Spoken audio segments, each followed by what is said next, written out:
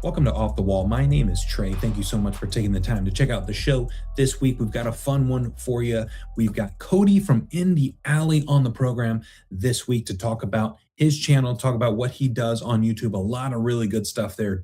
Previews, reviews, recaps, full team previews before the season. A lot of cool stuff on his page. So we dive into his journey through indoor football and creating the page and how he became a fan. And then we dive into this past weekend of IFL football with a full 7-game slate, lots of points scored, lots of really exciting takeaways from the weekend. So we dive into his journey, we dive into the full weekend, and then after that, I'll dive into some AF1 action as well. Then we'll get on out of here. But before we do that, it's time for social plugs. That's right. If you don't already, please make sure you're following us on all of our socials at Off the Wall FB. F as in foot, B as in ball, Off the Wall FB. We're on Instagram, X/Twitter, TikTok, Facebook. We're on all the things and stuff. So if you're there, we're there. Come give us a follow and come join the conversation. Love chopping it up with folks and hearing what people have to say, especially as we are in the thick of arena and indoor football season now. A lot of takes are being thrown around. This team stinks. My team is good. Your team stinks. Your team is bad. A lot of that's being thrown around. It's very fun to get in the mix with it and play contrarian every now and then. But hey, some people have some good takes that get thrown out there. So come join the conversation. Come join the fun. If you don't already, please make sure you're subscribed on YouTube if you're watching there. Hello. Thank you for being here. Hope you enjoy the whiteboard. Please make sure you're liking the video, subscribing, and commenting. Call to action for this week. Takeaways. What was your biggest takeaway from the IFL? And if you don't watch the IFL, what was your biggest takeaway from the world of indoor and arena football from this past weekend? We had Vegas looking like an absolute wagon, San Diego throwing 9 touchdown passes, Tucson and New Mexico. Somebody had to win that game, and Tucson did. So what were some of your takeaways from the IFL this past weekend? Or if you don't watch the IFL, what were some of your takeaways from some of the other leagues? Throw in the comments, let me know. If you're listening on Spotify or Apple Podcasts, thank you for doing that as well. Please make sure you are going to the show page and rating it 5 stars, preferably. But hey, I trust your judgment. Do your thing. And then sharing the show with a friend, doing all that stuff. We've got offthewallfb.com where we have blogs and picks posts. Not to brag, but we're 19-9 against the spread in the IFL this year. So a little pat on the back. We're off to a hot start, but not as hot of a start as our friend Cody, which we'll dive into here in just a moment. And then Royal Retros, we've got an affiliate code with them. Use code OFFTHEWALL after you click the link in the description below. So just scroll a little bit down, click that link, use code Off the Wall for 10% off, save a little bit of cash, and get a really cool piece of merchandise all at the same time. So enough of the plugs, enough of that. Here is the conversation with Mr. Cody Bryant from In the Alley. All right, on the show this week, we have one of the best indoor football creators in all of the land. He is a scorching hot 23-5 to start the year in the IFL against the spread picks, and he is the host of In the Alley. His name is Cody Bryant. Cody, appreciate you taking the time to hop on here this week. How are things going in your world? They're going all right. I can't complain. I mean, when you're hot, you're hot. When it comes to betting, that was it 12, 13 in a row or something like that. I know I'm going to lose them the very first game this weekend. I know I will. And when Friday comes around between Orlando and Green Bay, it's just going to be like, I'm going to pick whatever. It's going to be horribly wrong. It's going to be horrible. Well, we'll look at the streak for what it was, not how it ended, for what it was in all of its glory. The best talking about exactly. Yeah. Talking about last week, I was pumped. I went 6-1. I was like, yes, let's go. You, on the other hand, had the only way you could have had a better week was going 7-0. And my friend, you went 7-0 last week. I'm not going to lie. The thrill ride of that. I'm not going to lie. I thought New Mexico was going to beat Tucson and ruin it. Yep. It truly did. And then being down in Tulsa last weekend, I thought for sure Tulsa was going to pull the upset. That was a back and forth affair, and Fishers was able to pull that out. You know, I'm wearing a Tulsa Oilers shirt throughout the entire game, just secretly going, "Come on, Fishers, come on, score this touchdown." You know, it was a good game. I mean, no ill will on you, but I mean, you had a nice back and forth game out there in San Diego, but San Diego just kind of flexed their muscle at the end. Yeah, it was nuts. Where I was like, I can't believe this is happening. I was talking to a fan of the show. Shout out to Sea Dog. We all know who Sea Dog is. Met him at the San Diego game, and I was chatting with him before the game, and I was like, "So give me a score prediction. What do you think?" He goes, "I'm thinking 73-70." He literally called his shot that San Diego would score 73, and I'm like, he's sharp. He's Yeah, sharp, so I might be hitting up Sea-Dog for some picks here. it was pretty much like, "Hey, is Shane Hooks in the end zone? Throw it to him. Is Kean Williams in the Yes. end zone? Throw it to him." Like, that's pretty much it. It was like 7-on-7 drills where you're like, "We don't even need a defense." Like, it's like Madden '05, just turn the defense off, and you just Yeah. throw, throw, throw, and that's it. It was training camp mode on Yeah, '05 for yeah, 100%, yeah. Well, as I mentioned, you're the host of the show In the Alley. Tell us a little bit about your introduction to the sport of indoor football and what inspired you to start In the Alley. yeah. So, I'll go all the way back to 2005. I Okay. was channel surfing, land on NBC. I don't remember the, like, month or whatever like that, but I remember it was a game between the Colorado Crush and the Chicago Rush. Can't remember who was home. It might have been the playoff game, I'm not sure, but I remember Okay. watching it and going like, "Oh, this is cool. They're playing football inside." And then I was like, "All right, cool." So I kinda get online and I started looking, I was like, "Well, damn, Kansas City doesn't have a team. I don't know who I want to root for." Well, 2006 rolls around and Kansas City gets a team. And it's pretty much the displaced New Orleans Voodoo because of Hurricane Katrina, but I'm like, Yeah. "All right, cool." So I started watching the home games on the WB UPN, whatever it is before the CW, and I'm watching the Yeah. home games going like, "I really wanna go to one of these." So I keep bugging my dad that entire time, and I was like, "I wanna go." And then finally 2007 rolls around, the brigade goes 3-13, and I'm like, "Okay, tickets are gonna be cheap." I Yeah. still remember there was a commercial, I don't know why, but it's vivid in my mind. It's David Baker in his freaking suit going like, "We Yeah. want family entertainment here, and that's why tickets are gonna be $9 for the nosebleeds," and I just kept bugging my dad. I was like, "Dad, $9 tickets. We can go to this game for less than $20." So eventually, he takes me to the home opener. The defending champion, Chicago Rush, going to Kansas City. I'm not expecting anything. I'm just like, I want to watch this. I want to see this in person. And they Yeah. win. And from that point, when the brigade beat the Rush, the defending Arena Bowl champs, I'm like, I'm hooked. We Yeah. go 3, 4 more times against like the Blaze, the Cats, and then the playoff loss against the Crush. And I'm just like, I can't wait to be back here. And then the recession hits in '08. My dad loses his job, and I go to the home opener. They open the Sprint Center or T-Mobile Center, whatever it is now here in Kansas City. I call it the Sprint Center. And Yeah. they lose on a walk-off missed field goal against the Tampa Bay Storm. And then the very next week, I'm living in Nebraska. And I watch the games from afar on ESPN and all of that stuff. And then everything gets shut down. After that, I'm watching AF2, and I'm like, I don't know who I want to hitch my wagon to. Iowa, Tulsa, Oklahoma City, whatever. And my dad goes, "Well, I just got a job in Tulsa." And I'm like, "Well, there's my team." Yeah, there it is. So we moved down to Tulsa my junior and senior year of high school. And my dad works for a company that ends up getting suite tickets for the Tulsa Talons. And then All Tulsa right. and all the AF2 merge with AF1 or whatever, turns into AF1, but they call it AFL. Yeah. But for the fans Yeah, out yeah, there that don't. yeah, So we go to like all the home games, every home game in a suite, everything like that. I still have all the ticket stubs in like this like Vans wallet that I keep all of my like tickets in. I like the physical media of it.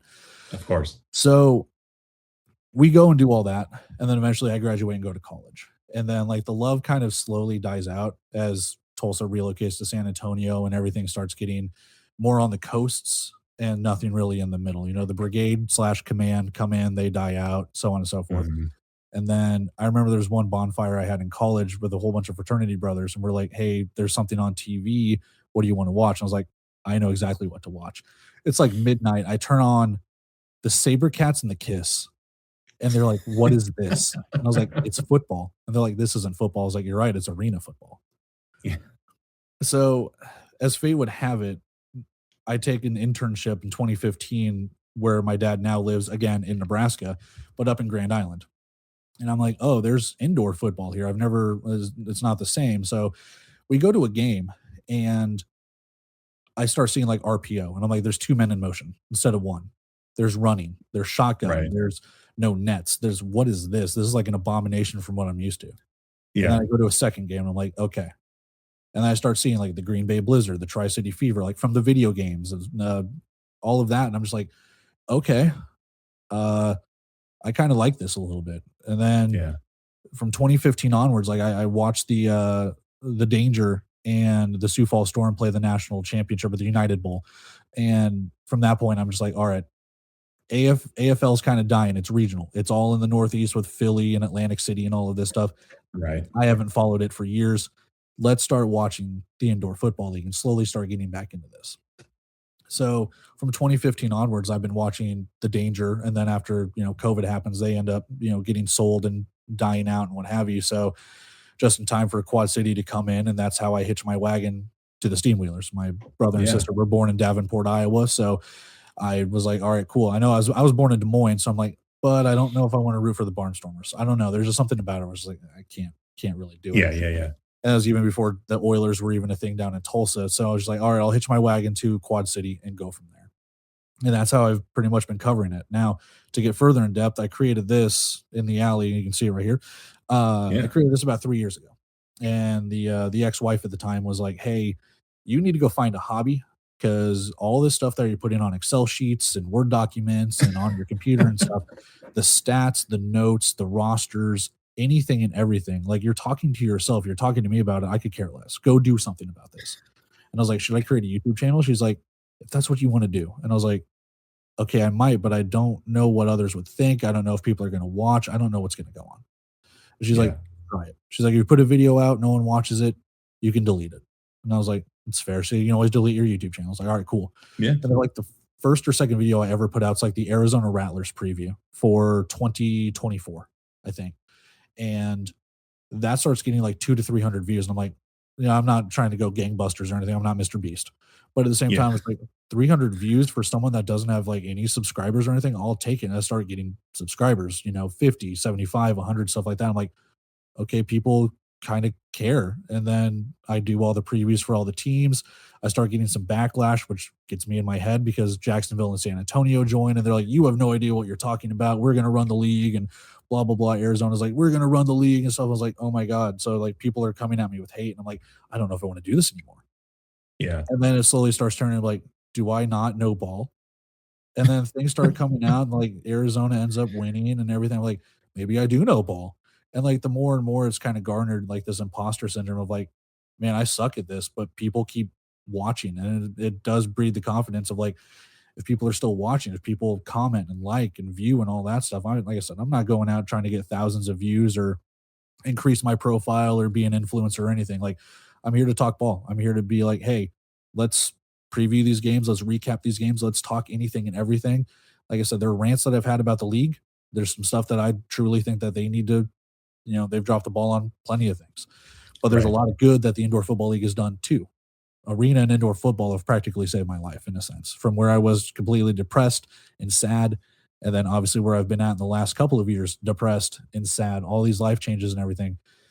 The community has picked me up in ways that they probably will never understand.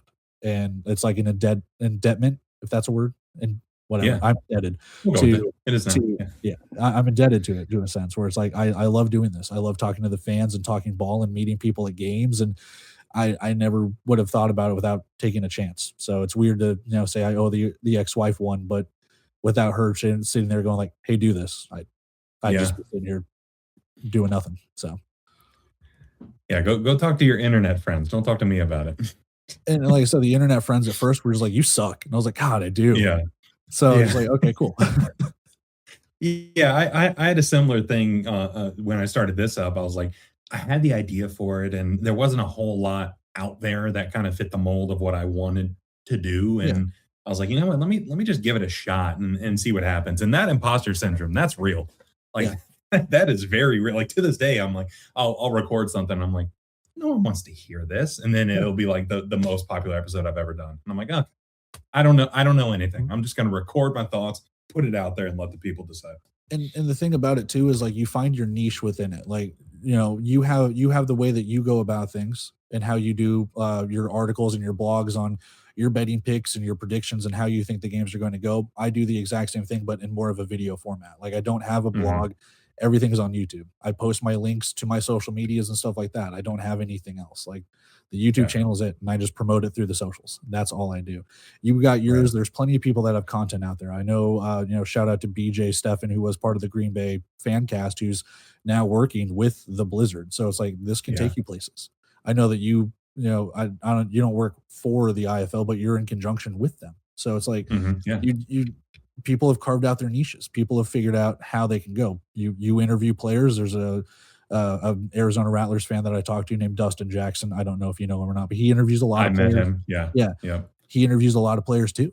I mean, we all have our little niches and how we go about things. So I try and shout these people out as much as I can, like inside the Sharks, inside the walls, what have you. Like, not to shout out on your stuff. I'm sorry for doing No, that, it's but fine. it's like, Please, no, please take what I'm take it saying, all. like, what I'm saying, like, all these people have their own things, and I think a lot of them Right. deserve credit. Like, you deserve credit, I deserve credit. Like, everyone that helps expand this sport deserves that credit. Yeah. Yeah, and that's one of the uniquely inspiring and frustrating things about the sport of indoor and arena football is that the opportunity is there for people like us to start something like this and kind of get going. But then it's like if these teams and leagues were doing what they were supposed to do from the jump, this wouldn't be here for us. So it's like that catch 22 where like I'm thankful but also frustrated. It's odd. Yeah, like, this year, because what I did last year when the Indoor Football League had all their stuff on the Indoor Football League network, I was Mhm. like, it's so easily accessible to get, like, the highlights and everything like that, and I've taken a step back this year from doing that, not because I'm like, I can't do it, but for the sense of, like, I want to see what the Indoor Football League can do with it, because they said, "We're Yeah. gonna do all this stuff with Pendular, and we're gonna do all this stuff," so I'm like, "Okay, maybe I don't need to do this, and I can take a step back and focus on other things," and then I have people commenting on me going, "Where are these highlights? Where are these things? Were you not doing them Yeah. this year?" I'm like, "I'm not." Like, you have to go look at the highlights on the Indoor Football League. It's not like I said, it's not a conjunction. I'm not in bed with the Indoor Football League or anything, but it's like, Right. go see their stuff. And, apparently for some people, that's not good enough. So I'm like I said, it's like to me, I'm like, do I go and do these highlights again? Do I have to go back and do that? And then I feel like, am I stepping on the toes of the Indoor Football League? I want them to do their thing. I'm going to do my thing. Yeah. It's that where I'm just like, I'm not going to do anything that's going to put my channel or anything at risk. Where it's like, you're using this illegally, or you're using our videos without the express written consent of Major League Baseball or Yeah. whatever. So I get it. Yeah, it's one of those things where it's like you also can't overthink it. Like No. that's something I've struggled with the channel and with the socials, and it's something where I've just kind of thought, you know what, I have an idea, make it, put it out there, on to the Yeah. next. Like don't try to overthink it too much. Yeah, and, like, that's for me too, like, it's so sporadic because I feel like I wish I could get to a point where I'm, like, kinda like this, where it's, like, every Wednesday, every Thursday, whatever it could be, I'm putting out a preview or a recap or whatever, but life gets in the way, everything Of that I've course, yeah, everything in the last, like, couple of days, I'm like, I would have loved to have all the recaps out. I still gotta work on them. I'm in the process of editing and going through all of that stuff for all of them, and then tomorrow I've got I've got to get the preview out for Orlando and Green Bay before the Friday game. So it's like yeah, backs up against the wall, but coming back from Tulsa, getting back into the thick of things at work and everything that, goes along with it, you're just like, I got to find time somehow. And it might be right yeah, up against the wall. Only 20 people might watch this, but those 20 people are dedicated. So either way, like I said, yeah, it's not for clicks, it's not for views, but for me, it's my own personal, like, I want to get this stuff out. I said I would. I'm doing it for myself. So yeah. Yeah, doing your part to grow the game and it doesn't go unnoticed. Like I said, you're one of the best out there and you do a lot of stuff. You mentioned the weekly matchups, the weekly previews, reviews, team previews. You do like whole like 30, 40, 50-minute previews yeah. of the teams before the season. How has the format of things that you choose to do, how has that grown since you first started? And is it more changed than it is similar to what it was before? No. Well, yes, in a sense, yes and no. Because the big Okay. thing, like I said, when you're carving out the niche, the reason I started this channel was like I wanted to see what the indoor football league doesn't have that I can be like, what can I do to help? And Right. part of it was when you would go on their website, it'd be like, hey, week 3 preview, the Clash of the Titans or whatever the title would be. And you click on it, it's like 4 sentences. And you're like, well, that's not a good preview.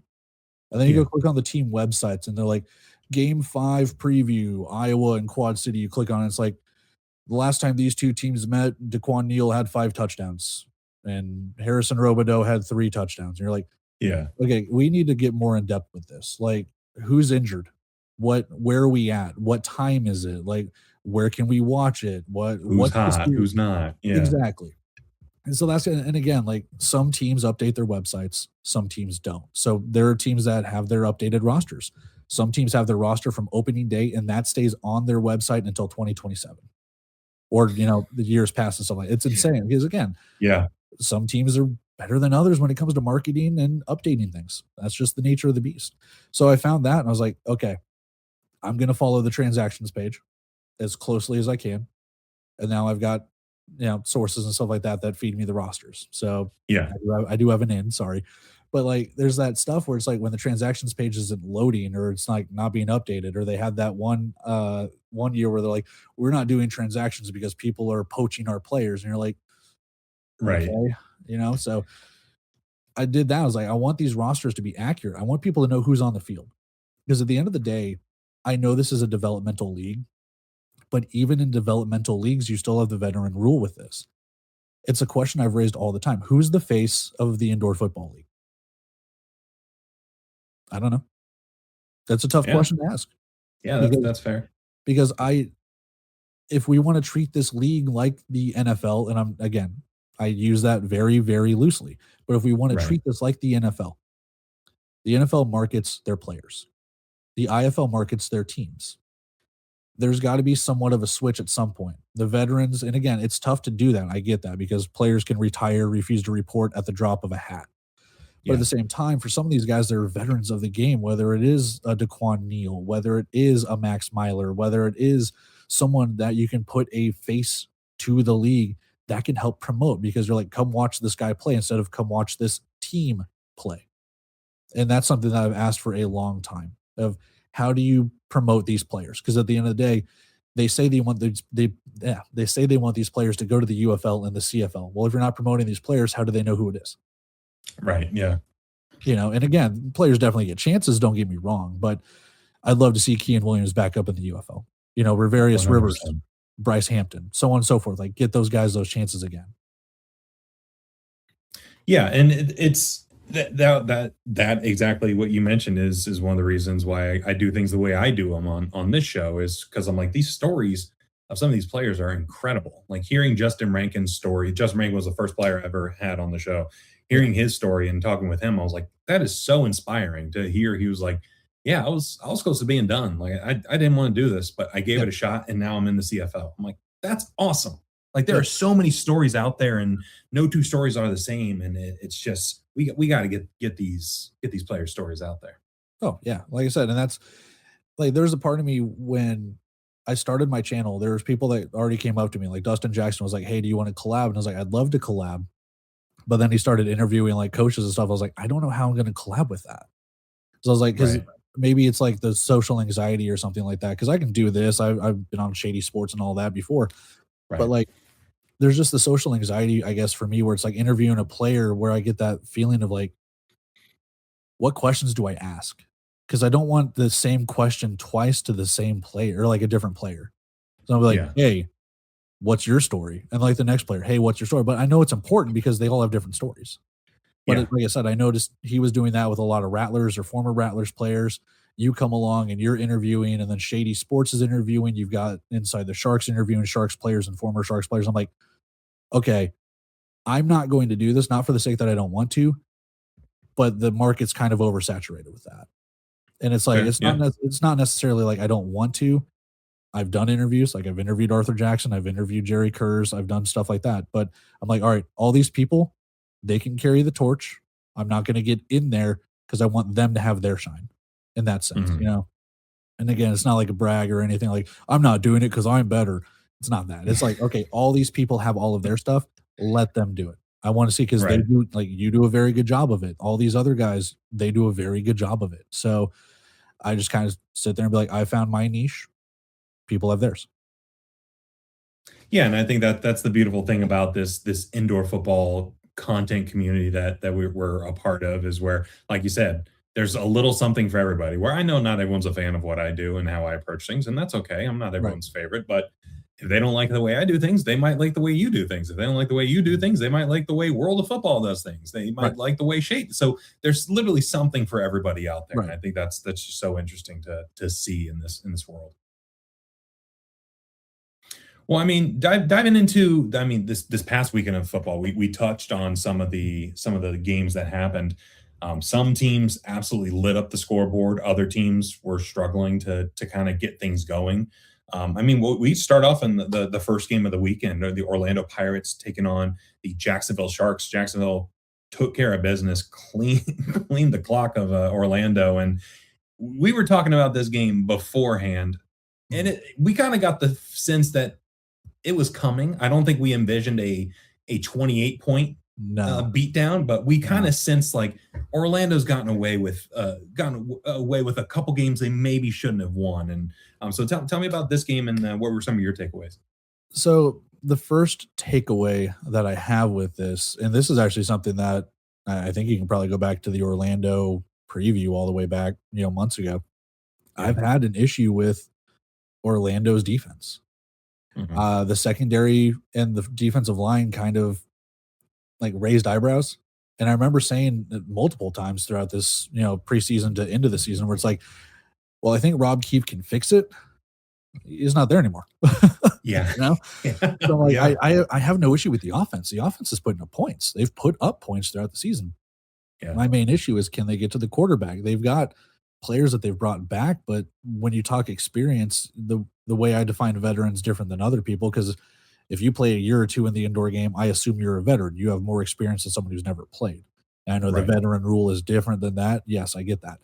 But I'm sitting there going like, all right, so they bring in DJ Dale, Mike Mason, excuse me, Jock Bristol, stuff like that. So like I said, the defensive line, they are getting to the quarterback at times, but other times they look lost. And then the secondary is just giving up points. And that's where I thought the secondary would kind of thrive a little bit. You bring back Destin Mack, you bring back Dexter Lawson, which I don't think he's played a game. I think he's either promoted back up to the UFL or maybe on injured reserve. I can't remember. Right. And then like Latavius Brini being the linebacker where uh they had like Sal Lapoli and a couple of others from last season. I, I thought it'd be a work in progress, but I thought by this point they'd be able to like tamp it down a little bit. It's not tamped down. So that defense Yeah. gave up some points, man. Like Jaden Stoshak was kind of living in the end zone. And Jimmy Robinson, for all, I mean, they couldn't stop him. They couldn't No. stop him at all. James Cahoon was having a field day passing as well. I don't know. There's some question marks for Orlando. That's all I'm going to say. Yeah. Like, it doesn't take him out of playoff position, but at the same time, you're just like, if you don't get this figured out, you could be on the outside looking in. Yeah, this felt like a big time regression to the mean for Yeah, Orlando, where they were overperforming. And just if you didn't look at a scoreboard and just looked at the field test, you would have thought they were 2-1, maybe 1-2, yeah, based on how those games played out. But the fact that they were 3-0 was incredible. yeah, So it felt like this was long overdue. And like you said, I think the Rob Keefe thing, limited sample size here, only yeah, 2 games with him yeah, at the helm. 2 games without, but in those 2 games, first 2 games, 42 points per game on defense. Decent for the first couple games. yeah, Last 2 games, 57.5. yeah. It's That's a staggering difference. we're talking about a guy, a coach that with Bay Area the last couple of seasons was like the best defense, bar none. I mean, Yeah. Oh yeah. there's obviously some arguments, obviously, but at the same time, like Bay Area prided themselves on defense. They prided themselves on like Josh Jones and Josh Tomas Yep. and all of that stuff. But that defense with Tavon Grant, Jonathan Ross, and Wes Bowers and all of that stuff back a couple years ago, I, it was so good. And obviously the secondary, Joe Fouché and I'm blanking on the other one now. Help me out if you can. I just remember Joe Fouché because he got the CFL, but I know Frankie Yeah, West yeah. and Landry Mavungu and all of that stuff too. The last couple of seasons, like it was Tyler such a good Watson. That defense. was the other one. Tyler Yeah, Watson. Tyler Watson. Thank you. He was from Yep. the PSAC school. I can't remember where he's from though, because I was like, man, he plays Division II football.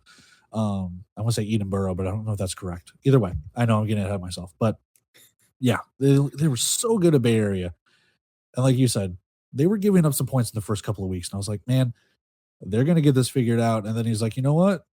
I don't want to coach anymore. And Yep. it's I'm like, out. all right, cool.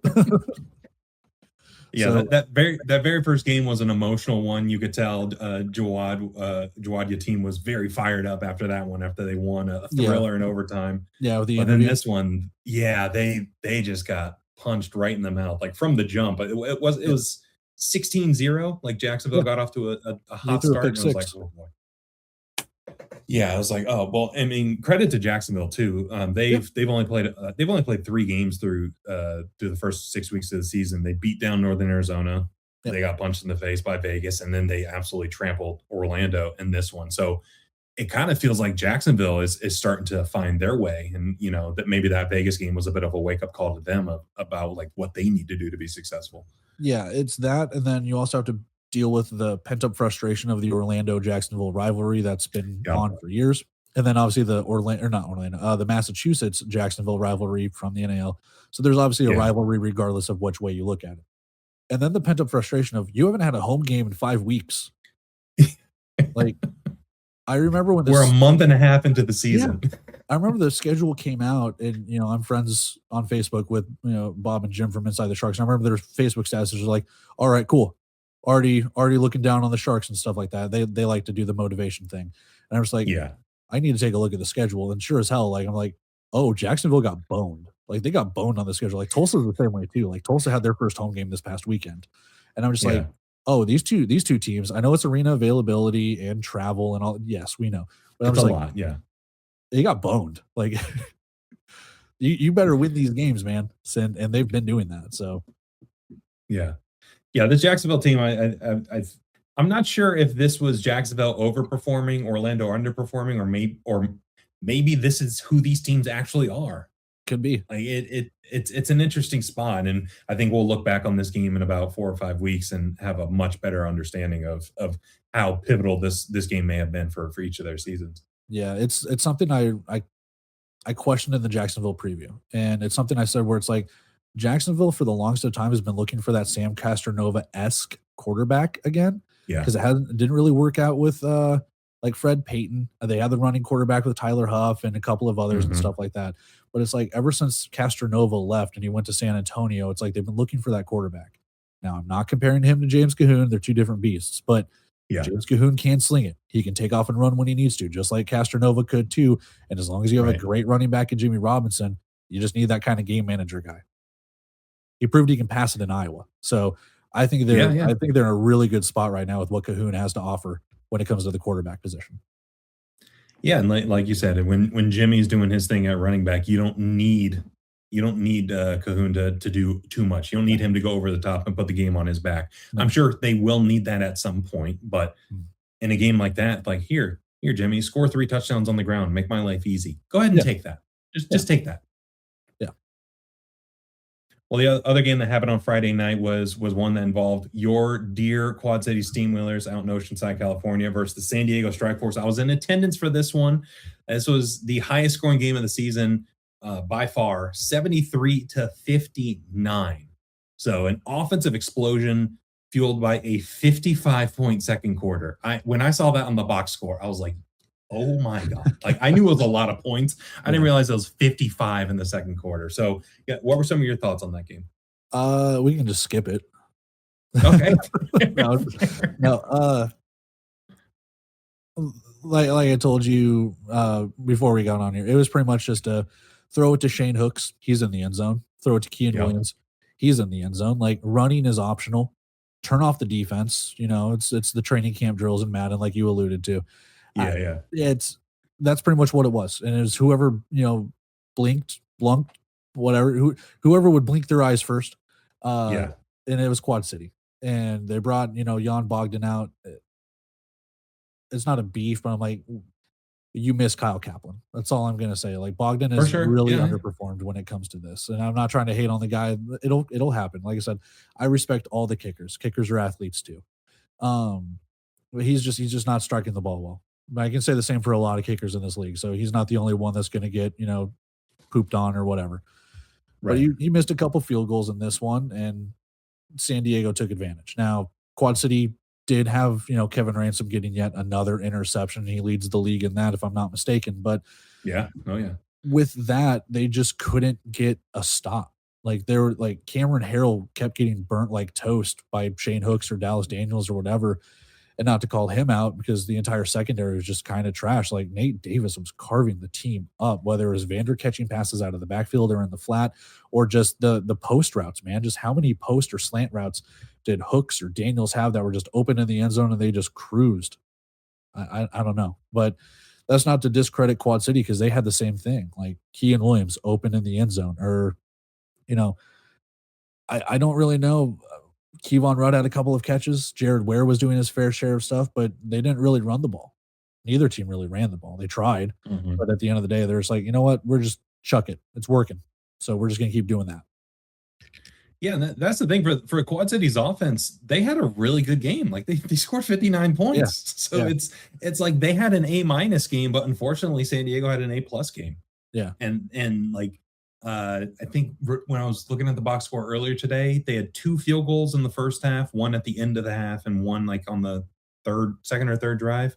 So they got Yeah. points on nearly every single drive. It's Yeah. just San Diego was cashing in touchdowns instead of field goals, and that ended up being the deciding factor.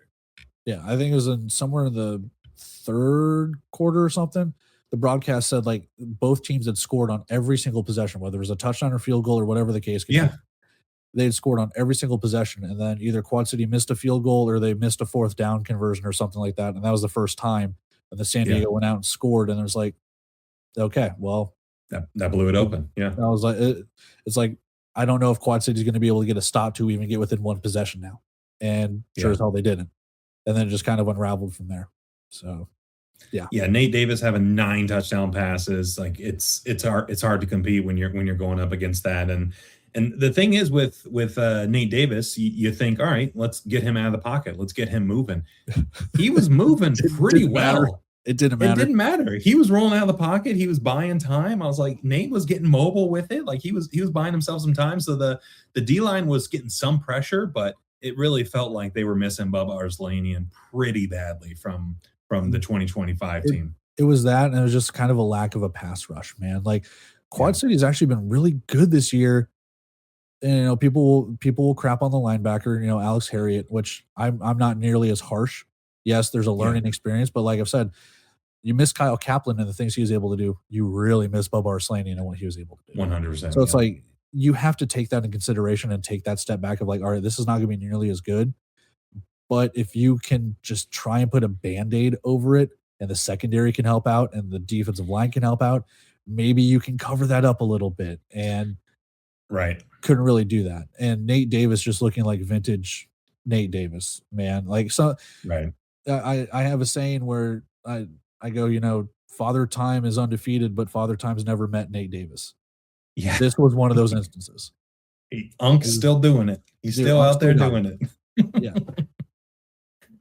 Yeah, but Keon Williams, you mentioned he had a monster game in this one. 5 total touchdowns, including 4 receiving touchdowns and a kick return.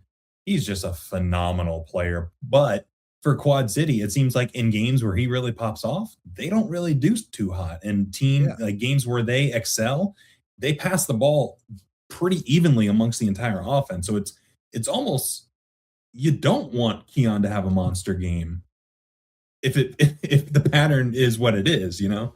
I think in their game against Green Bay, he had one catch.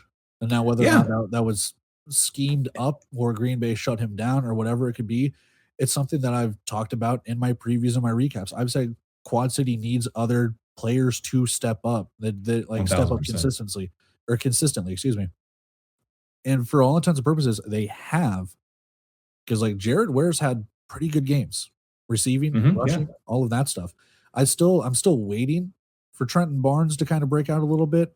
Jalal Dean has kind of gone missing a little. VC's been hit or miss. Kevon Rudd's kind of turned back the clock a little bit, but it's like there's no one like if you take Kean Williams out of this offense, who's the second best? Not named Daquan Neal. Who's the second best player? Jared Yeah. Ware. I don't know. That's so again. We'll see. They're 2-3. There are some other teams that have started out kind of 500 or a little bit below. They're still able to make the playoffs and make some noise, but Quad City's back's kind of up against the wall right now. Yeah, I don't think they're in panic mode just yet, but they're in the same area code as panic mode at this Oh, point. for sure. Just because look at the teams they lost to. They lost to a very good Fishers team. They lost to an Orlando team that they probably should have beat in hindsight, and then they Yeah. lost to a San Diego team that scored 9 passing touchdowns. So it's like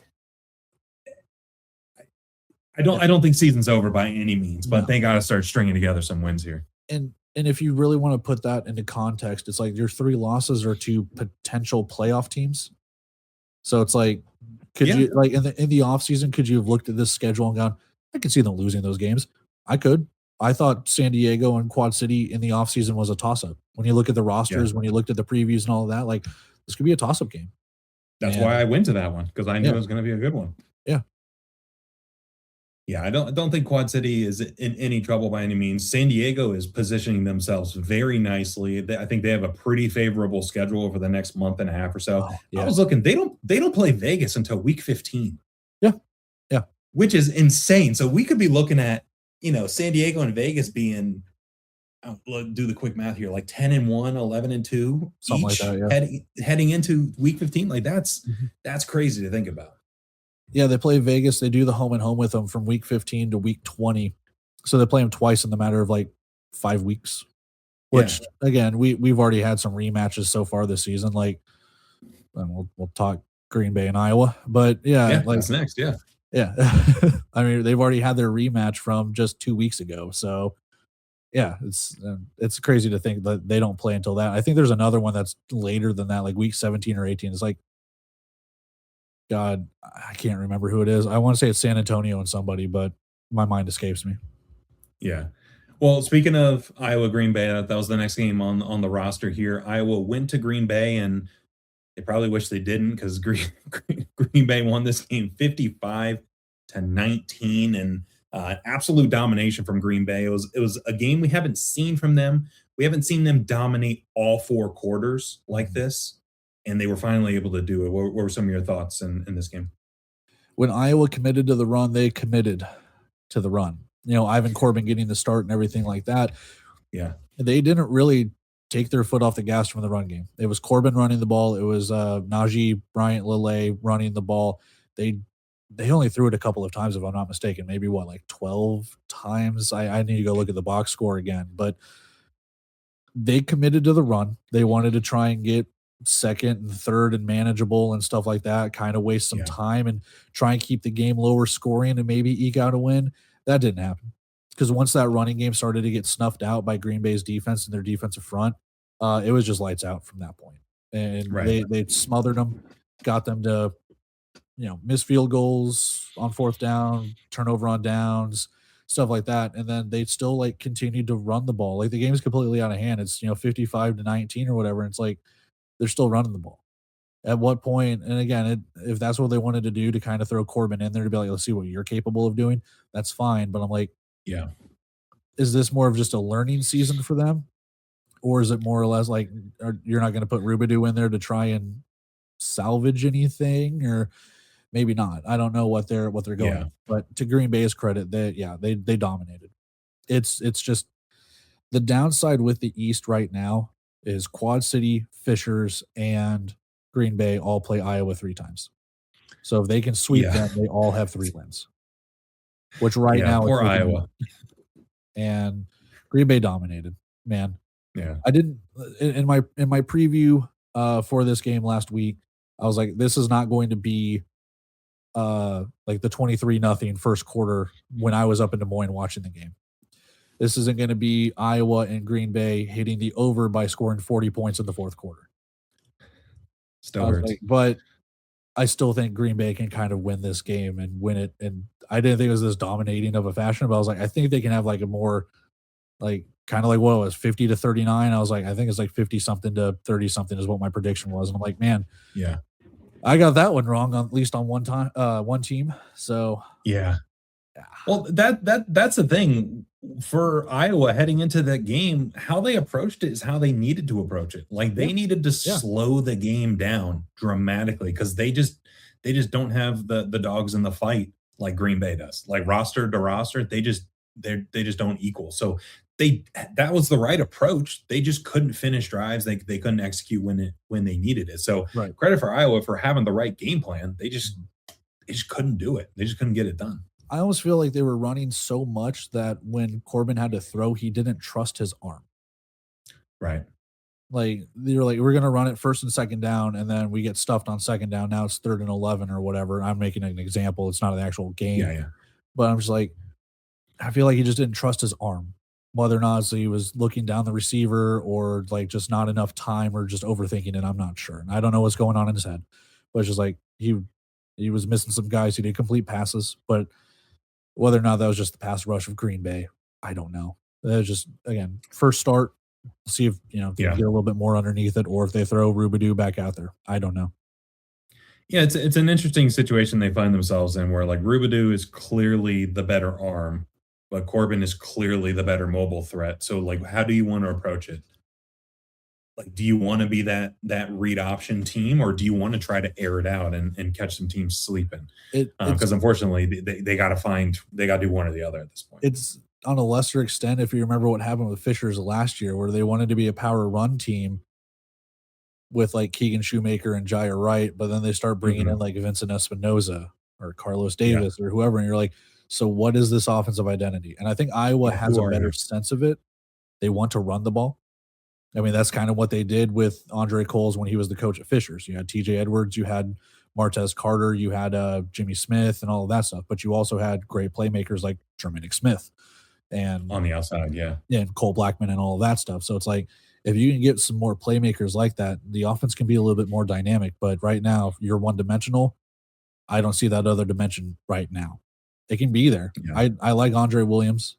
I like DeMonte Martin, but at the same time, and even McKinney and Simmons, they're good, but they're not on the level like Jermaine Smith. No, Not yeah. many are though, but It's just such a young roster. yeah, It's such a young roster, and it felt like the writing was on the wall from the beginning about what the season was going to be, and it feels like it's going to be a growing pains season, which is unfortunate because, like you said, they play Fishers 3 times, they play Green Bay 3 times, they play Quad City. I mean, the first 6 games of the season are against each of those teams twice. yes, That's tough. That's a tough draw. So yep, they have some winnable games on the horizon when they they play I think they play San Antonio and Northern Arizona. yes. So maybe they'll be able to sneak one out there because it's tough finding a win on that schedule, right? Yeah, it's weird to say for Iowa, like it's weird to say for Iowa, they look better than what they did last year, but they do. They're Right. winless. Yeah. I'm not gonna sit here and say they're going to go winless. I predicted them to have like what 5 wins, 4 or 5 wins or something like that. They still Hmm. have an opportunity, but at the same time, like they look better than what they have in a couple of years past, and you can see it. It's just the competition that they're playing is just dominating them because they're better It's a too. brutal start. Yeah. Like, just because you got better doesn't mean that everyone around you got worse. Like, everyone got better, and it's Yeah. it's still there. That gap is still there. Yeah. The gap is still there, but like we said, dominating win by Green Bay. Liam Thompson is looking really good, and he bounced back from that from that rough start against Quad City, and Green Bay's back in the driver's seat in the East, and looking like they're gonna stroll into the playoffs at this point. It's just a matter of where if they Yes. continue the run of form that they're on. Yeah. Well, next game we got Vegas Nighthawks taking on the San Antonio Gunslingers. This was another one that was a pretty big beatdown pretty quickly, and you kind of got a sense for how this game was going to go just looking at roster to roster. Vegas win this game 62-35. What were some of your thoughts from this Vegas route? It's the same San Antonio team in the sense of, who are you? Are you a pass team? When you had Sam Castronova, you knew what you pretty much were. You were under Sam Castronova. We're going to throw it. Keyshawn Harper's going to run it a little bit. I'll Yeah, take off and scramble if I need to. Like, you kind of had a sense of what that was. When he left, you're like, okay, we can piece this together. We bring in Joaquin Colazo. They had Malik Henry for like a game. I can't remember who they had in between that, but yeah, it didn't work out. They bring in Colazo from Iowa, and they're just like, all right, it's we'll see what happens. The season's yeah, kind of lost. We finished 5-11. Let's go from there. And now Colazo's not starting. You know, he is, but he isn't. And there we have a quarterback competition between him and Fred Payton. Payton gets the start, or actually no, Collazo got the start. Payton came in. Excuse me. Yep. Um, but it's just who's the guy, you know? And it's I think I've said it on Shady Sports and everything too. It's like you've lost Glenn Gibbons, you've lost Naquan Murray, you lost Callie Rashad, you've lost all of this offensive firepower, you lost Keyshawn Harper. It's a Yep. young team, first year head coach. I'm not expecting too much, but maybe the fans are expecting too much. I don't know. Like I said, for years, the last couple of years, I've had people, San Antonio fans, going like, "Well, you don't know what you're talking about. We're going to make the playoffs. We're going to do this." I'm like, okay, and I believe them because I want to believe them. I guess like they have everything in place, the infrastructure, the coaches, the owners. Like you've got some dedicated fans. Like this should be a team that is winning. They're underachieving so badly, Oh yeah. and I don't know where they go. Like they brought in Terry Beckner from Massachusetts, Orlando. They brought in, you know, they bring back Christoph Page. They bring back Riverius Rivers. Like the defense, I'm not gonna say they should be better, but they should be decent. Right. Give them 63 points, man. Like I don't know where you go from here. The offense is not scoring points. The offense is moving the ball. They're just turning it over. They're not getting into the end zone. They're just if there's a team with bad luck as their definition, it's San Antonio, man. Like right now, it's San Yeah. Antonio. Bad luck. Yeah, and I think you touched on it with Iowa. Every single team you watch in the NFL, they've had a moment of like, that's who they are. That's their Yeah. identity. That's who they want to be. Yes. I have no idea what that is for San Antonio. No. You just have no clue because Iowa, you clearly see they want to be able to run the ball. They want to do some play action. They want to control the pace of the game. You name any other team, Nate Davis in San Diego, they're going to pepper you with the pass and then they're going to feed it to Vander, Yep. right? You Yep. know what they are and who they are. This San Antonio team, I don't know. I don't know who they want. I don't even think they know who they want to be at this point, just because their first year coach and Jonathan Bain, I'm sure he's doing the best he can with the hand he was dealt, but it's just tough because, like you said, they're giving up a ton of points. They can't score. When you have two quarterbacks, you have none. It's like who's the guy moving forward? We don't know. Yeah, in the offseason, they had 4 quarterbacks and eventually whittled it down to 2. So, Yeah, and these are the two. Yeah, yeah, and I'm not saying, like, the other 2 options were better because we will never know, but I don't know. I had my wagon hitched to Joaquin Collazo. I liked what he did at Iowa. I liked what he did finishing the season with San Antonio, and I thought he was gonna be able to hmm build on that. That's not me trying to tear the guy down or saying he sucks, but he hasn't been able to build on it. Now, yeah. he had better weapons at the end of last season than what he has right now. Now, don't get me wrong, saying that, Dion Cook has been a breath of fresh air in that wide receiver room. Dion He's Cook been looks nice. the part. Yeah, You yeah. know, Austin Upshaw is continuing to do what he does. And yes, the offensive line is not what it was last season. That defense is just giving up points, man. Moving Yeah. over to the Vegas side of things, are they going to repeat? Because my God, this team They, looks absolutely incredible. Clifton Duck I, picked off his former team. yeah, Like, I don't know, man. Ian McBurrow was up the middle untouched and sacked Collazo or Peyton. How many he's going viral for like that clothesline WWE sack. Like it's yeah, yeah. Vegas looks so good. They look so good. Like bringing in Josh Tomas should be illegal. Quentin Randolph I should knew be that illegal. that was going to be a problem from the moment I saw he signed. I'm like, they can't keep getting away with it. They just can't. No. Going from Wimbush to Tomas Yeah. was just a cheat code. Yeah. And before that, they had Devontae Sapp Lynch. Like they've always had a damn good running back. And it's something Yeah, I said in my Vegas preview is Josh Tomas, Antonio Wimbush 2.0. Not in the same vein of trying to compare them, but running, receiving, kick returns. versatility. Yeah, He's yeah. doing it all. And yeah, Josh Tomas is just so damn good. And then of course Phoenix Sproles is breaking out. Seneca McKee looks really good. Like the offense is so good. There's a reason why they've scored 60 plus points against them and Tucson, man. Like they are so good. And if it wasn't for a goal line stop, man, against Green Bay, they would be undefeated. And that's something too. I think is overlooked a little bit. They did lose that Green Bay game, but they were one play away from winning that. And you look at the entire season as a whole, they played 2 quarters of bad football, Yeah. and that was the first 2 quarters of the season. Yeah. Ever since then, they've been on a run, and they've just been going to town. And the thing is, you look at a team like Fishers, they're going to run the ball down your throat. You look at a Yeah. team like San Diego, they're going to pass you to death. They're going to pepper you, and they're going to throw 9 touchdowns. Vegas can do it either way. Yes. That's terrifying. Yeah. That is absolutely terrifying. Where like, okay, you're going to decide to shut down the run. Quentin Randolph's going to catch 4 touchdowns. Oh, you're going to shut down Quentin Randolph. All right, Josh Thomas is going to run for 4 touchdowns. It's like, no matter what you choose, you lose with this Vegas team. They are just so frightening. Yeah. To some other teams right now. And then offensively, they're like, all right, we're going to do this. Oh, and then probably in a couple of weeks, Deshaun Stoudemire is going to come off injured reserve and just add more power to it. And you're like, all right, we don't need John Irby right now. You can go on short-term injured reserve or whatever, just sit on the bench. Yeah. Here, we've got all of our wide receivers we need. And reloading. Again, like it's not fair that they have Trinellius Tatum and Ian McBurrow at the linebacker position, and they can start either one. They've been like alternating starts. It's not fair. Keeping them fresh. Good. Yeah. This team is so good. And then here's the other caveat that I have with it too. They have the former defensive player of the year on the bench. Like they don't start Bryce Hampton. He's on special teams. They're getting him in the mix. They're getting him. Yeah, like if he's getting up to speed, but like we're talking about a guy who was in the UFL at one point. Yeah. And they're like, all right, man, go run down this kickoff. I mean, I don't know. Like it's not fair. They shouldn't be playing, man. They're cheating. They're cheating by being too good.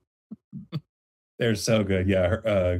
Coach Mike Davis, Coach Curtis Chin, they're doing such a good job with that team. And the wheels have been in motion for a couple years now, and they're finally getting all the momentum behind them to just be an absolute wagon. And it's going to be tough for any team to knock them off course. And I'm circling the Arizona matchups. I'm circling the San Diego matchups because if they can't stop them, nobody is. There's nobody that's going to do it. No. Well, next game I want to talk about was a game that you were at. We mentioned it. The Fishers Freight facing the Tulsa Oilers. Fishers winning this game and a bit of a nail biter towards the end there, 40-38. Tell us about the experience at the BOK Center and how this game unfolded for you. Yeah, so the fan base won the fan base of the week or something. There's 11,000 fans there, and I took a video panning the crowd, and it looked every bit of about 11,000. Like, I'm pretty sure the BOK sits 15 to 16,000 or something. A lot of seats, you know, butts in those seats, man. So it was a really cool experience. It got loud. Like, it's been a long time since I've been in an arena that's been that loud, and they got loud, especially with it being a very, very close game. Going back and forth, there's some early turnover on downs that Tulsa had that they just couldn't punch it into the end zone. They've had an issue with that so far this season, where the offense is so good, they move the ball inside the 10, inside the 5 in that red zone, and then they can't get it in. And then they had another one where I think Edwards or Anthony James or someone fumbled at the 1 yard line. I can't remember if it was a run or a catch or something, but someone fumbled at the 1 yard line and Fishers recovered it. And at that point, it's like Fishers was able to kind of go out, and then they started to stall out. Tulsa started to come back, and then, you know, Fishers just kind of, I want to say put the clamps down, but they kind of just made the final move, dare I say. Like, they made the final move to be like, we're going to win this, dare Tulsa to come back into this. And there's like some clock management in there too, where I'm just like, what's going on? The other thing I want to touch on with that too is I don't know if it was part of the game script, but whoever's throwing the penalties on these long quarterback runs, like, I know you have to call the holdings and stuff like that, but there's like 3 or 4 quarterback runs between Felix Harper and TJ Edwards where they're going for like 15, 20 yards. And they're like, oh my God, you know, there's some momentum going either way. And then you look on by the offensive line and there's just like a flag, and you're like, or not. Okay. Yeah, never mind. You know? So you're just like, okay, because there's like 2 Felix Harper runs where you're like, oh my God, Fishers is going to break out and get like a 2 touchdown lead or whatever it is. And then they're just like, or not. You know, TJ Edwards like, I'm gonna take the lead. I'm gonna put the team on my back. And it's just like, you're gonna go back half the distance. So never mind. Yeah. Overall, I mean, it was a very, very fun game. You know, shout out to Fan Cave and everything that they did to help me out with that, with the tickets and all of that stuff, man. I mean, I lived down there for 2 years. It's a beautiful place. I love it. It's a special place in my heart. So any chance I get to go back, I'll be back there next month for Green Bay and Tulsa. I'm already meeting with people from the Cold Front podcast for the Blizzard and a couple of other friends and stuff like that, and high school buddies and everything. So I'm excited to get back down there. It's a really beautiful place. If you've never gone, I highly, highly recommend it. It's beautiful. I love it. I love Tulsa, Oklahoma. Yeah, I've driven through Tulsa. I think we stayed there like a day or two. Nothing too crazy. But that environment they got there, it looks awesome. It looks like they really buy in, and that's Yeah, Tulsa's pro football team, yeah, which is something that I think a lot of communities can really look at as the yeah, example of what indoor football can be. yeah. The hospitality that they showed me, meeting some of the VPs and stuff like that, and uh, coaches and everything. But shout out to Joey Rogers because I talked to him, through Facebook and stuff like that. So shout out to Yeah. him being the co-defensive coordinator and everything for Tulsa. A lot of great guys down there, man. A lot of great guys that make the operation go. It's a beautiful franchise, man. They're doing it Yeah. so well out there. Yeah, shout out to Tulsa, and I think what you mentioned is spot on for the Oilers so far this season, where they can get yards in bunches. They can get Yes. 15 here, 20 here, but you get to that last 10 to 20% of the field, Yes. they just struggle mightily. And it's like they need someone not named TJ Edwards to step up and be a presence on the Yes. ground Yes. And when you get into the red zone because that's exactly the point I was he going to can't make. be the guy. Yeah. Yeah. And like I call it like the Quad City syndrome because back when they had EJ Hilliard, he was just kind of playing hero ball. Yep. Um, but you can even point to last year too. Like you had your backup quarterback being your running back in Hassan Rodgers. Okay, but Didn't where are you love it. putting Yeah. him? Where are you Yeah. putting him? Like Yeah. you want to put him on the field because he is a jitterbug. He's able to run, he's able to catch and do all that stuff. And in the event that you want like a lateral pass or flea flicker or something, I guess you could do it. But It's there. he's not a designated running back. And I don't know what happened with Jimmy Smith and Martez Carter or whatever they had from last season going into this season, but between Anthony James and Jamal Bell, that's just not cutting it for a team that has championship aspirations. I feel like you need that that Jimmy Smith or you need that Martez Carter, like what TJ Edwards had in Frisco. You Right. need someone to just bowling ball their way in. Go call up Devontae Saplinch. I don't know, whatever former running back's been in here. Go how much does Antonio Wimbush cost? Because they Yeah. need someone like that, man. But I don't know. That's your point. Like they can get it down there. Jermaine Smith looks good. Spencer Tiers looks Mhm. good. Other than that, man, even the defense looks good. They've gotten to the point where like Dylan Petway is their linebacker to the point where Trey Harvey doesn't have to do that. He can play in the secondary now. And Yeah. that really helps them out.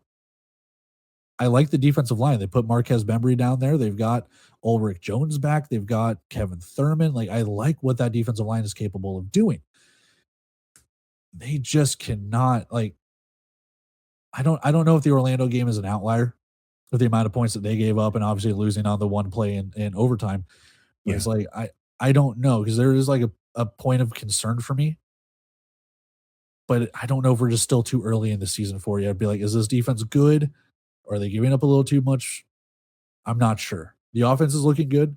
The defense leaves a little bit to be desired, but I'm waiting for that to be like, all right, is it just the teams that they're playing with Fishers and Orlando and stuff, or is it more or Mhm. less like, all right, we've got some concerns here. I think the other thing too that benefits them is Bailey Hale's been a very, very good kicker for them, and they cycled through like 4 or 5 kickers last year, so they finally got at least one piece They got solidified a on those guy. teams. Yeah. Well, speaking of kickers, Callum Sutherland on the other side for Fishers, he's been dynamite this year, and they've really struggled with him. I know they had some issues last year before landing with him, but yeah, this Fishers team they're very much a hey, we're going to run the ball 30 times. There's not much you can do about it. We're going to gain 4 to 5 yards a carry, and we'll just see how it works out for you. And it's been working out pretty well so far. Yeah, I was kind of in that sense last year. And when they started this, like I said earlier, with Keegan Shoemaker and Jaya Wright and everything, we're like, Mhm. we know what they want to be, but the quarterbacks just are not getting it done. And Yeah. Felix Harper going from Massachusetts, Bay Area, and everything like that, learning under Dixie Woot in that Bay Area, it's like they're on the same page. Bringing in players like Dominic Roberto from Massachusetts, that's been with Felix Mhm. Harper and that, bringing in Josiah King. Oh my God, what a signing that has been for them. That 1-2 Huge. punch at running back. And then Oh going yeah. in this offseason and taking Navon Donaldson. My God. Yeah, on the defensive line, they lose Tamar Hart. He's refused to report. But Darius Long has not missed a step. Jalen Swan, really good. Yeah, they lose Christopher Oakley, but they brought in Leon Trey Smalls from Tulsa. That defensive line looks good. Oh, yeah. Linebacker was Marcus Gray until they got Cornelius Montgomery. And my God, Cornelius Montgomery, what a signing you have been. What an impact you have made in Yeah. the 2 weeks that you've been a Fisher's freight. And then that defensive secondary, man. I mean, just being able to put the clamps down, like a good signing by Donnie Lewis. Like not to, not not to give the ego to Krish, but the amount of Massachusetts Pirates that have been over here to Fishers to help them out. Yeah, maybe they're onto something out there, but There you go. Yeah. Donaldson, Donnie Lewis, Dominic Roberto, Felix are like all these former Massachusetts Pirates. Maybe there's something up there.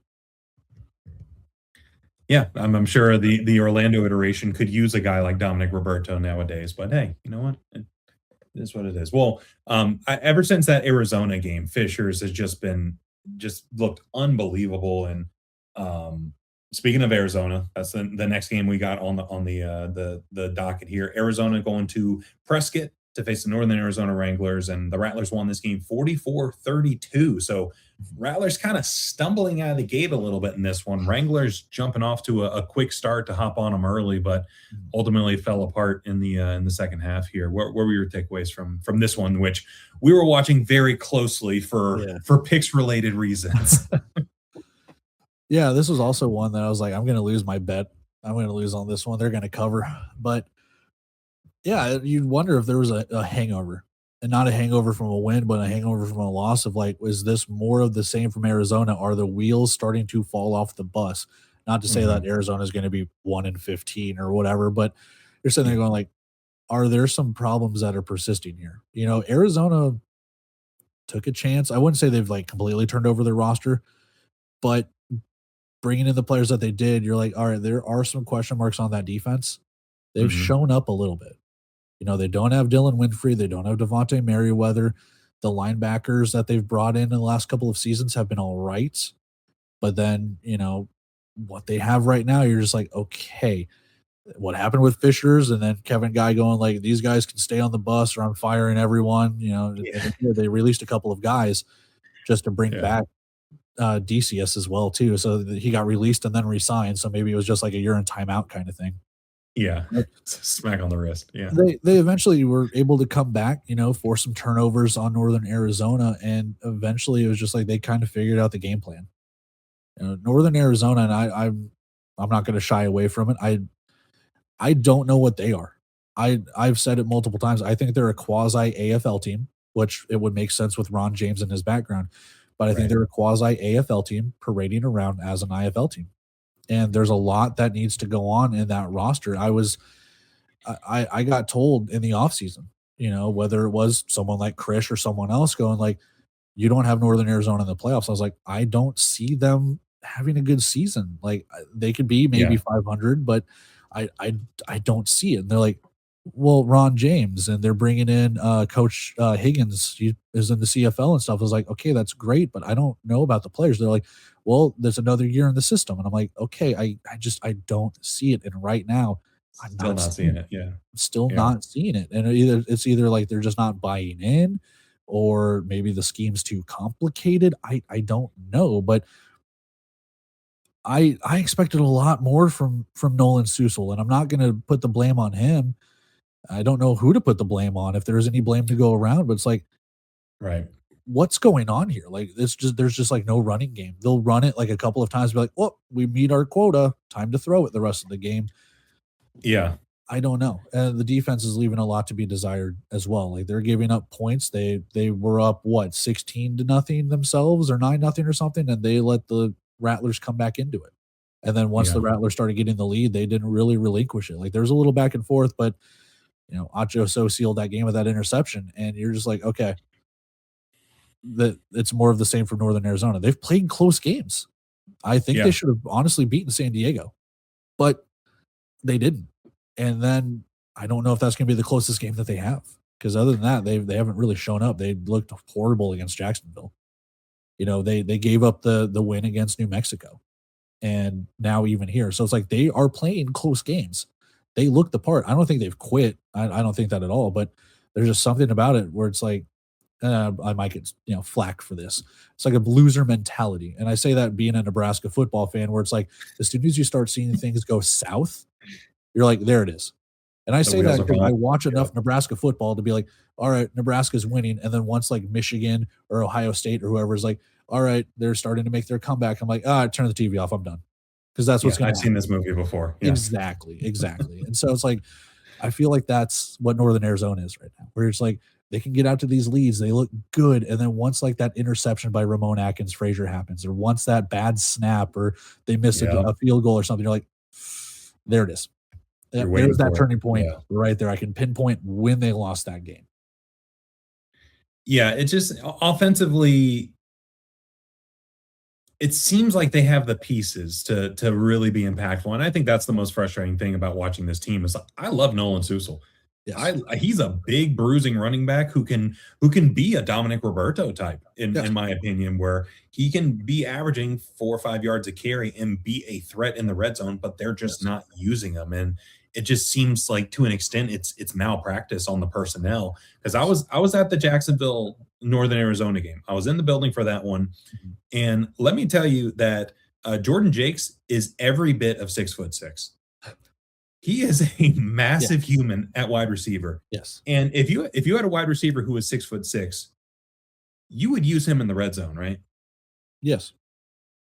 They never did. They never targeted him in the red zone. So it's stuff like that where it's like your guy has a 4.5-inch advantage on the tallest DB on the opposing team, Yes. and you're not even trying to Yes. utilize that. So it's little stuff like that where it's like, man, this roster, the potential is there. They just can't figure out a way to utilize everything. And then it doesn't help that Ramon Atkins Frazier is now leading the league in interceptions. And so it's like, Yeah. all right, you're making a difficult situation much more difficult when Yeah. that's happening too. And like again, to your credit too, like Jordan Jakes is on injured reserve right now. So Yeah. he won't be back for a couple of weeks. But what they have gotten back, Kobe Smith went out with a concussion because he's wearing the Guardian cap now. Mhm. Marlon Cook has looked good, and what they've signed in with Karan Ashley has looked really good as well. So the passing game is fine, but it's just that part where it's just like, and I kind of say the same thing with Jerome Johnson. Like Ramon Atkins Frazier has these games where, or like these plays where it's like they looks really good, like the Hail Mary at the end of the first half to Marlon Cook, amazing. And then there's Yeah. just like plays where you're like, what are you doing? Who was Did that you? too? Yeah, you're just like, okay, there wasn't even a receiver in that vicinity. Yeah. Like, Yeah. but yeah, I don't know, and that's not to like sit there and be like, oh, he sucks. It's just, man, Right. it's just that dichotomy of like, on the one hand, you're like, this guy's really good. On the other hand, you're like, maybe you should have looked off the defender before you threw it, you know? And I get it. Right. Sometimes the offensive line's letting him down. He's got to have to roll out of the pocket and scramble and stuff like that. But because we know Arizona's going to blitz, we know that they do that. Yeah. So I can't say it's all that, but yeah, just some very tough times in Northern Arizona. They do have a bright spot though. And that's Nestor Aguero. Manny. Yeah. Yes. The boy. Yeah, He's hit deuces. awesome. He's hit deuces. He's hit field goals. They do have Yeah. a bright spot there, man. They for the years of having Axel Perez and everyone else and Connor Mangum, it's just like they've had really good kickers. And now you bring in Yeah. this guy where his claim to fame is getting bulldozed by an Albany Firebird. And then he's out here making deuces. Like he's making everyone just shut up and be like, oh, he's Yeah. really good. He's really good. You don't think a 5-foot guy weighing almost 300 pounds would be good, but he is. I got to give props and credit where it's due. He is so good. The moment he hit that second deuce in the Rattlers game, I'm like, they might do this. Yeah. Like they might beat Arizona, and it's because of this Yeah. little kicker. Like look at him go. Yeah. The kickers that Arizona's had compared to the kickers that Northern Arizona has had. And again, there's not really much of a gap when you look at Axel Perez or Connor Mangum and stuff like that. But it's like, Yeah. you look at it now and you're just like, I think Northern Arizona's got a better kicker than Arizona right now. We It's haven't really pretty seen shocking, Arizona's yeah. kicker, but at the Yeah, same time, yeah. like, oh, okay. Yeah, you mentioned the Jerome Johnson effect, and that leads us to the final game of the weekend, the New Mexico Chupacabras versus the Tucson Sugar Skulls. And oh boy, you want to talk about a rough viewing experience. The first 35 minutes of this one was a a trudge, but they eventually turned it on the second half. Tucson winning 33-26. What were some of your takeaways from this one?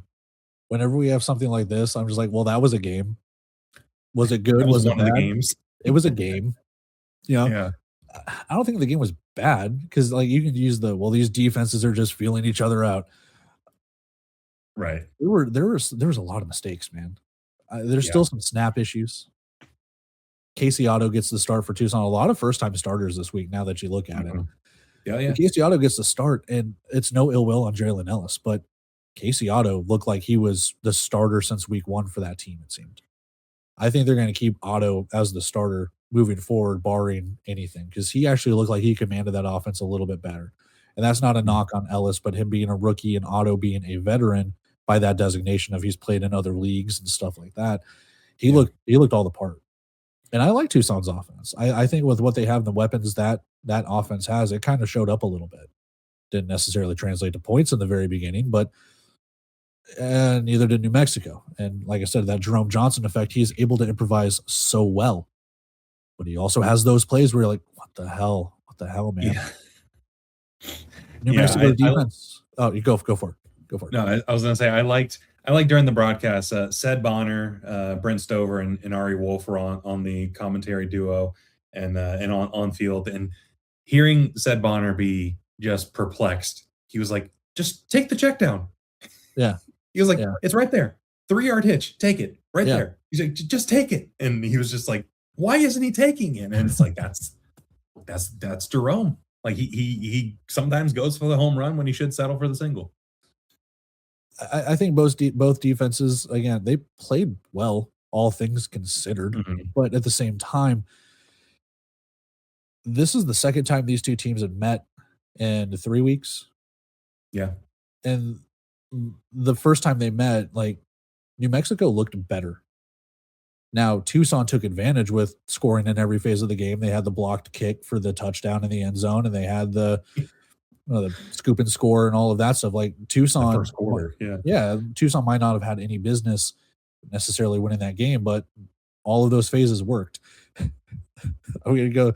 None of those phases worked in this game for both sides. The man. opposite, yeah. I mean, just like what phase worked? But no, Well, credit to the kickers. They were making a ton. Was it 6 total field goals made in the game? yeah. 4 from Macias? yeah, I was about to say your league MVP right now is Kevin Macias. Yeah. I mean, you know, if the NFL can have a kicker be your MVP in what 1983, I think Why it's time not? we reassess this MVP argument here and go with Kevin Macias. But dude was Why lights not? out, Yeah. hitting it from all over Yeah. the field, man. And Ben Derby, I've said this in plenty of previews and recaps. Ben Derby's gotten a raw deal. He's had to kick field goals from so long of a distance that his field goal percentage is going to look like trash. But when he's able to actually, hit one, boy, does he hit one.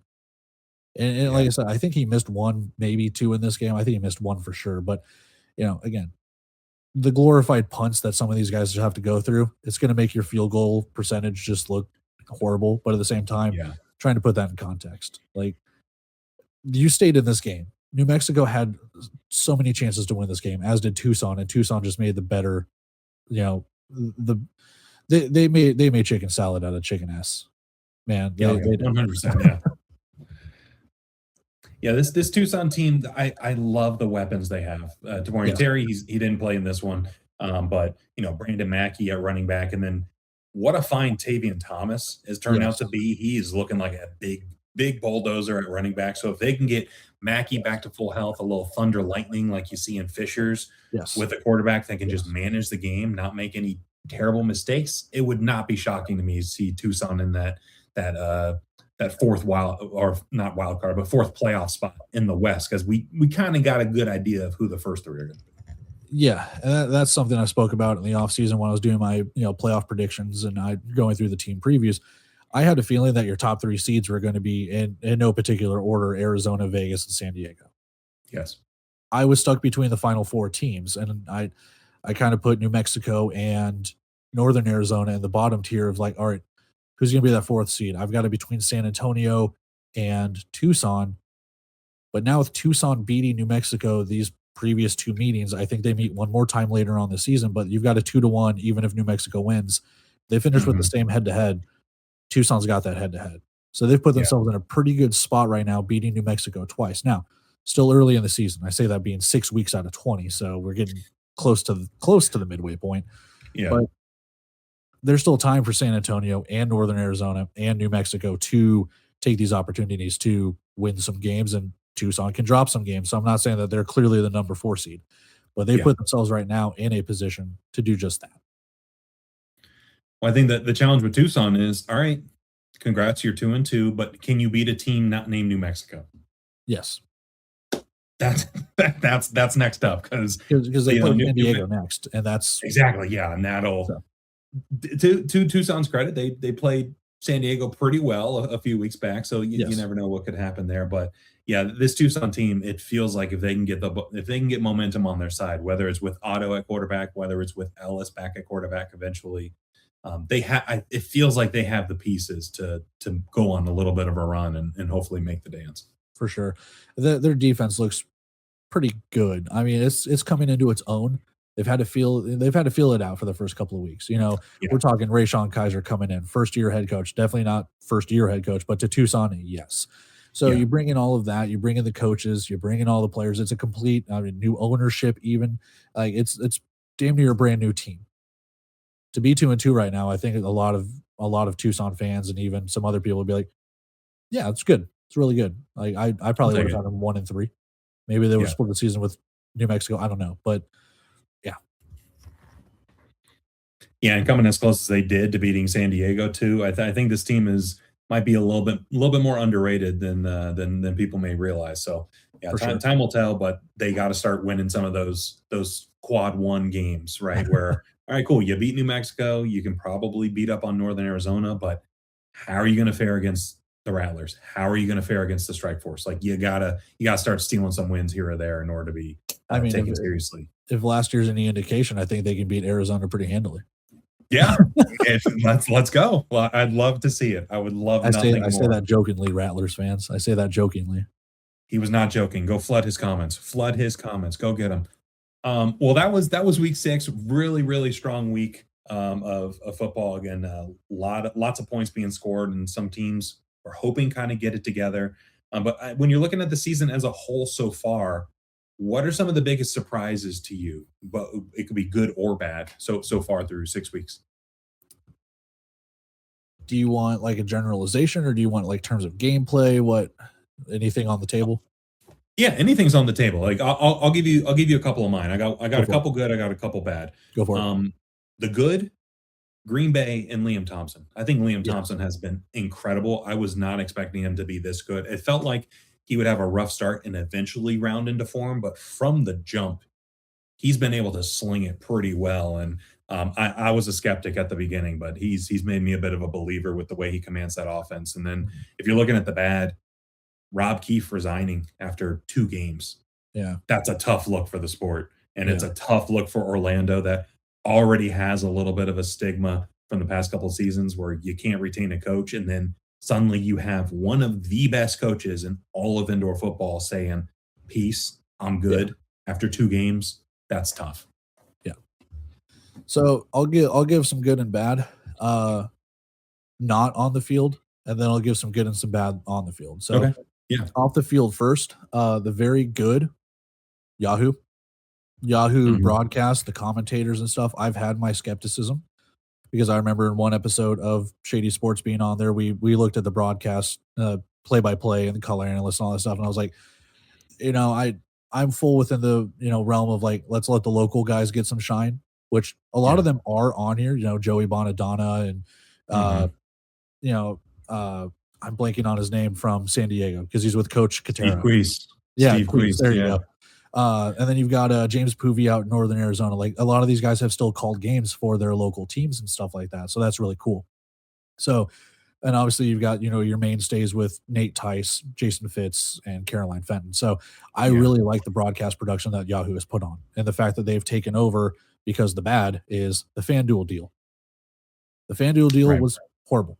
And we all kind of knew the writing on the wall, but the IFL wrote it out to the last second. They brought us overnight, which for all intents and purposes, overnight has not been bad. To their credit, they did show the Quad City San Diego game for free. It's still for free on overnight. You can go watch it for free right now. Mhm. But to put all that stuff behind a paywall, when I know I use your previous interview in those videos saying like we were told that FanDuel and Yahoo and everything was going to be free Yeah. regardless, and now a little less than half of the games are behind a paywall for $12 a month. So that's not good. I understand the reason why they had to do it because other streamers were like, "Hey, we'll do it, but we're only going to do it halfway through your season," and we're like, "No, we can't do that. That We need doesn't to go help. at the Yeah. beginning of March." So I get the necessity behind it. Still not necessarily good. So again, Right. they made chicken salad out of chicken S. I get that. But like I said, there have been some issues with that. So I'll say that's kind of bad. The good, we've got a lot of teams that have one loss, whether it's Green Bay, Orlando, Fishers, Arizona, Vegas, San Diego. Like, there's a lot of teams, and again, losses will happen eventually. Don't get me wrong, but right now Mhm. you are starting to see the haves and the have-nots. You're starting to see a little bit of some parity play out. But I like how, as of right now, you can say there's half the league with one loss, which means that there's what, three teams that are winless with San Antonio, Northern Arizona, and Iowa. So Yeah. yes, and New Mexico has one win. So, but there's still a lot of teams beating up on each other, which means there's going to be a lot more teams beating up on each other when Vegas and Arizona play, or San Diego and Arizona, or Mhm. Fishers and Green Bay meet again, whatever the case could be. So I like that because that's going to breed more rivalry. That's going to breed more parity because that's going to be something later on down the road where these games, not to say that these first games didn't matter because all the games matter, but you're going to see a lot more intrigue where it's like, oh, we've got Fishers and Green Bay playing each other again. If the records hold, they each have one loss, but that's Fishers' only loss. So you're going to start Yeah. seeing some of this stuff, creep up on you going, oh, these teams are playing. Like, I'm sure we'll preview the games. It's like we're going to have one less winless team come out after this weekend.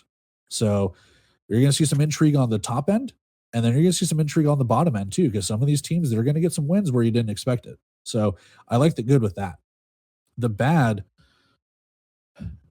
I I have seen I do the 25-man rosters. I have my Excel sheets, Yeah. and I literally watch every single game. I write down all the numbers on the players on the bench, the players that start. I have your 8 starters on offense, your 8 starters on defense, and your 5 players on the bench, including your kicker. Yeah. That's just my autism showing. I'm sorry. but but I do that for every game because I like to keep tabs on where the players go, who signs where, who gets released. And again, when I do my 25-man rosters, it helps fans or anyone know who's playing because Right. some websites don't get updated. The thing I've started to notice, not a lot of teams are going up to that 25-man limit. I'm seeing some teams only do 24. I'm seeing even like New Mhm. Mexico at one point had 22 players. So they suited up all 22. No depth. Your player gets hurt, you have 21 players. Yeah. And that hasn't really been the case in the last couple of years. I'm not going to go, it's a cost saving measure. The league's going down. No. But it's something that I've noticed doing these rosters where it's like some are only throwing 24 out, some are only throwing 23 out. And for all intents and purposes, like last year, maybe when I first started doing these, like a lot of players, or a lot of teams had 25-man rosters. The only one I ever really had an issue with in the last couple of years was Duke City. So I mean, you can guess why. I knew that. I remember I think it was 2024. It had to be 2024 because they didn't play 25. 2024, the entire year they had the 2023 roster on their website. Yes. Until like the very end when they're like, hey, suddenly we have Charles McCollum. And it's like he hasn't played in 3 weeks. Yeah. Like, so and Yeah. again, no knock on them, but I remember I literally like paused one of their games on I think they were still on YouTube at the time. I paused one of their games. I literally like hand counted going like 1, 2, 3, 4, 5, 6. I kept getting 21. And I was like, you should have a 25-man roster. I kept counting 21, 20. I was like, how the hell do you only have 21 players? You suit up 8 on Yeah. offense, 8 on defense. Like you can't even fill out your full bench. Like, what are we doing here? So again, like some of these teams right now, again, I'm not, they're cutting costs. No, I'm just like, maybe they're just not signing players. I don't know. Maybe they're comfortable with the 24 man, something like Yeah. that. Maybe that's fine. I'm not sure. But I figured, and again, there a lot of teams are still filling out the 22 man roster. So the rosters on game day, that's not going away. Everyone suits up 22. It's just like those extra practice guys or reserve guys that I've noticed where I'm just like, are we trying to save a buck here, or are there just players that you're calling that are refusing to report? I'm not sure. And again, I'm not going to go into conspiracy theories or speculate. It's just one of those things I've noticed where I'm like, well, this hasn't happened in a while. So I don't know. It's that I do like the parody that we are seeing. Like you, I guess that's another good thing. I'm sorry, I'm rambling, but like No, please, yeah. a lot of games that we have seen, and you know, I won't go through the entire private chat, but like what Alec was talking about in our group chat, where we've had 35-point spreads are now like 8-point spreads because we've got better rosters, we've got better talent in this league, we've got players that are sticking 100%. around for multiple years to the point where it's like we are starting to see the growth of this game. And that's something that I really, really enjoyed, where it's like it's not just Sioux Falls and Arizona beating up on everyone. Yeah. And we're finally getting to see like the resurgence of Green Bay. Fishers is coming into their own. Quad City, can they maintain what they're doing, or are they going to take a step back? Same thing with Tulsa. We know Vegas and San Diego are going to be good. How long is San Diego going to be good? Because I didn't expect this. They are blowing my expectations out of the water. Can Tucson Mhm. get back to their winning ways after making the playoffs and then suddenly kind of falling off a cliff? So it's like we're seeing a lot of parity come through here, and a lot of like not bad teams, but like teams that have been kind of down. Some of them have risen. Green Bay, Tucson, what have you. And some of those good teams, Quad City, kind of fall off a little bit. 2-3 this season. Iowa, yeah, it's just what can we do? You know, Northern Arizona, they have a championship, haven't really done much since. So you're starting to see kind of Yeah. the fluctuation here with it. Yeah, and that's I think that's the beauty of the IFL is that every year, every like you could play this entire season over up until this point, and you can have vastly different results just Yes. because the parity is there, and you change one play in 4 or 5 different games, suddenly you have 4 or 5 different outcomes. So that this league is, I think it's headed in the right direction. Definitely some growing pains along the way, but very excited for the rest of the season here. And tell us where can people find you, find your channel? You do a ton of stuff, not just on your channel, but on Shady Sports as well. Tell, Yeah. tell us all about it. So I'm Cody. How's it going? I have the In the Alley. I'll see if I can turn all the way. There you go. In the Alley. It's on YouTube. I think it's at In the Alley IFL or something like that.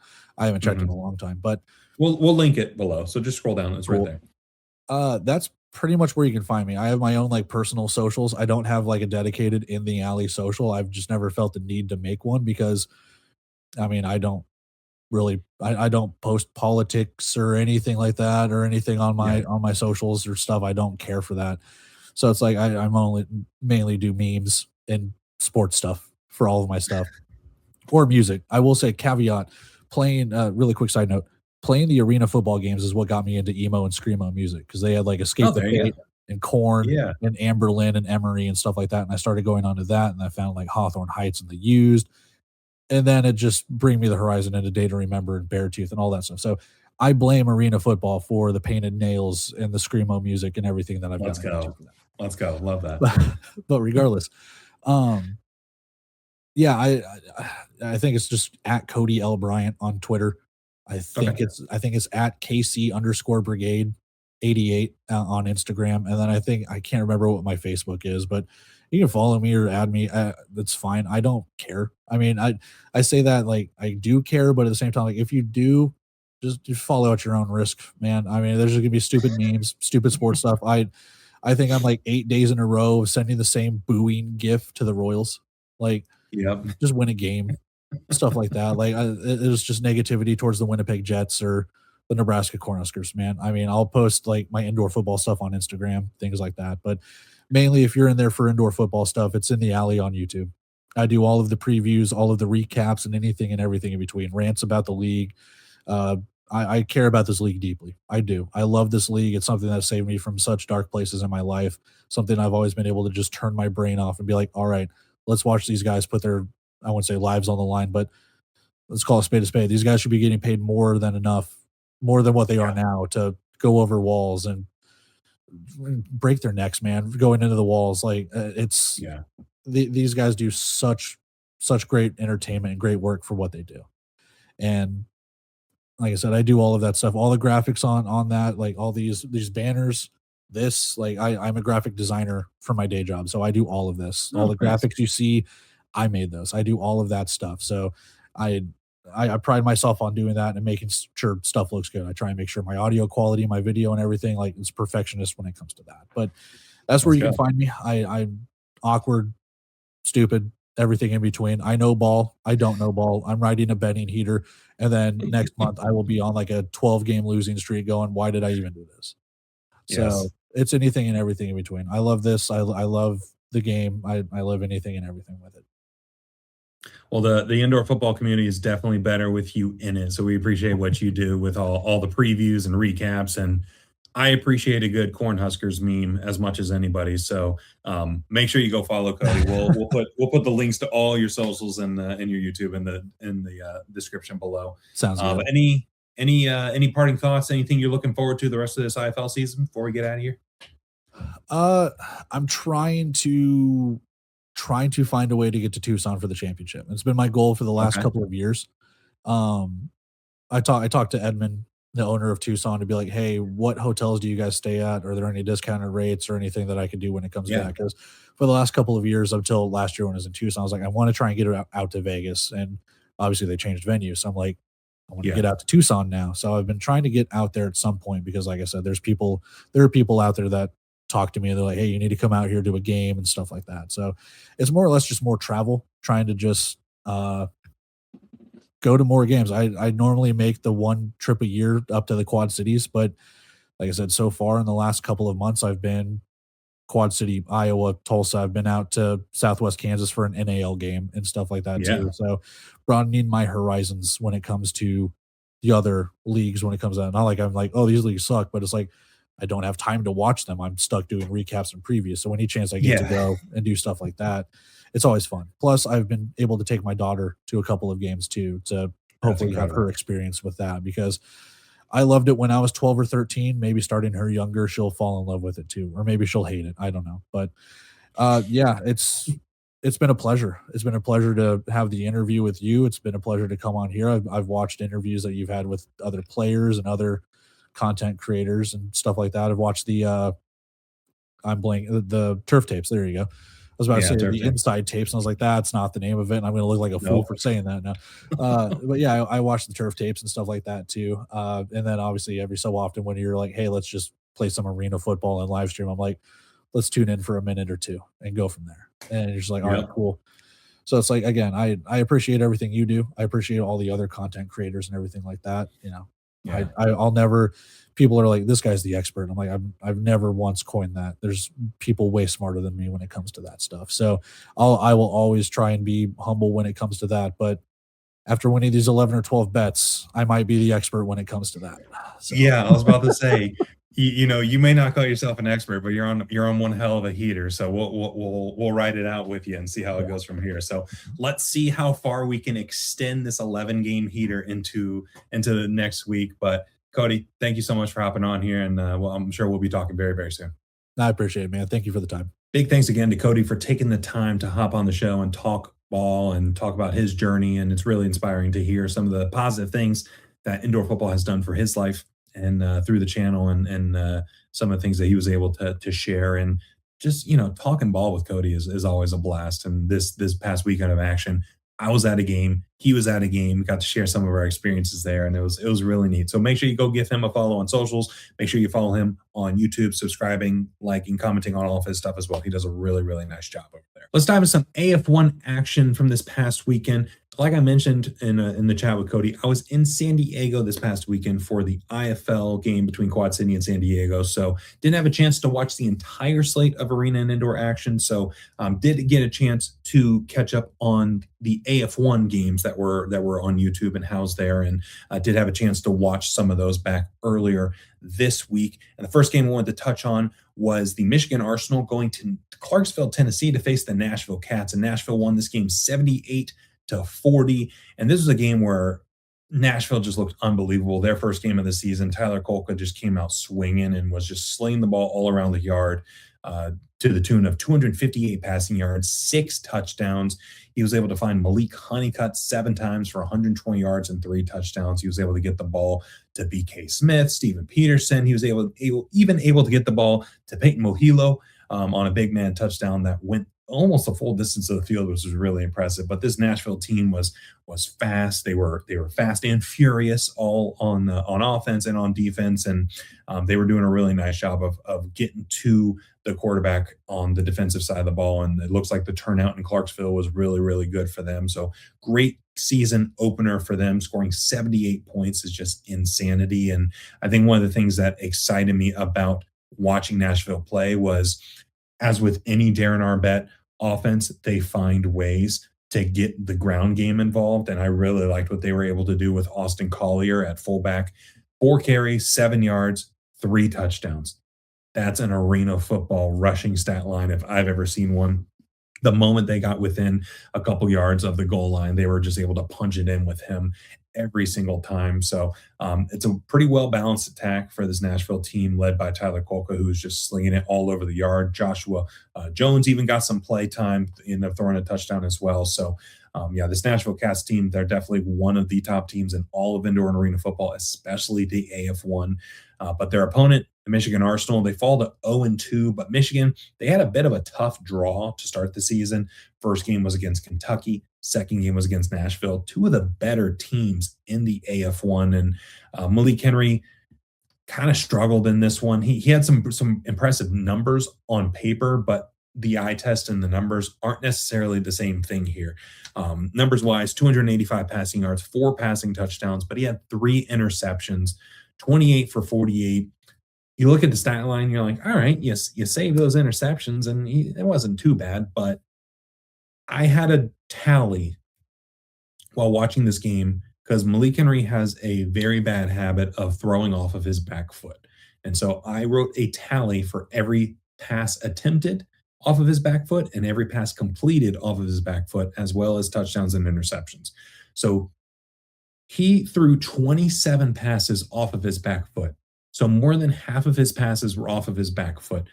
13 of those were completed, and all 3 of his interceptions were in those instances where he threw it off of his back foot. Now, the offensive line for Michigan, they were having some trouble protecting him and buying him some time. So some of those off the back foot throws, not necessarily his fault. He was just trying to make a play, save face, do all that.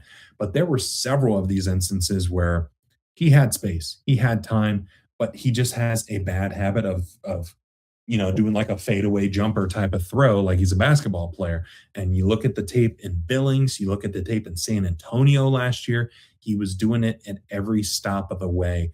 And it's just frustrating that this offense is pretty productive. And this was a bit of a ball game in the third quarter where they had a chance to really make this a tighter game. But some of those flawed fundamentals came back to haunt Malik Henry in this one and really put the Michigan in a bad spot down the road. So 0-2 to start the year. Malik Henry's throwing it all around the yard.